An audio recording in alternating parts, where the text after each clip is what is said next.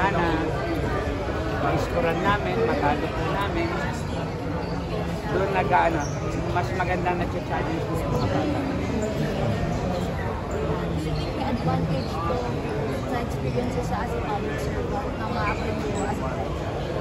As a leader po siguro, may part yun. Pero still yung pagmumotivate sa mga bata.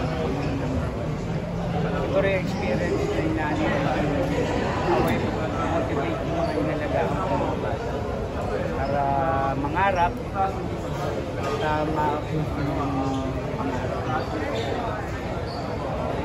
Huwag yung pagbalansi po dun sa pagiging vice governor. Paano po ang gagawin niyo po? same thing with Kuya Yen, priority pa rin namin yung public service. Especially yung session na obligado po kami na nandun, session day namin. Kailangan ko po i-perform yun.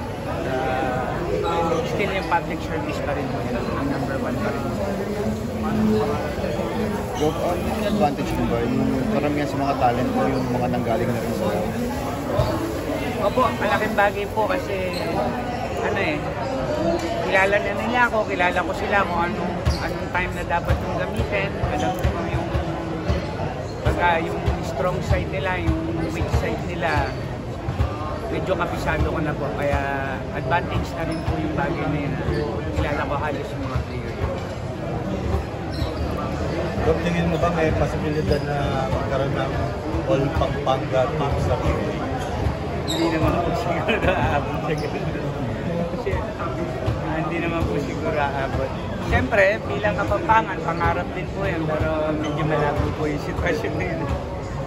Dahil siyempre, pag nagbibiroan kami ng mga ibang alaga, mga Kapampangan, o dito ka na sa amin, o sabi ko, matang ako sa'yo, o ganito. Pero biroan lang po yun.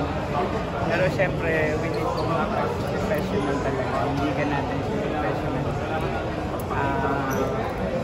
Follow tayo kung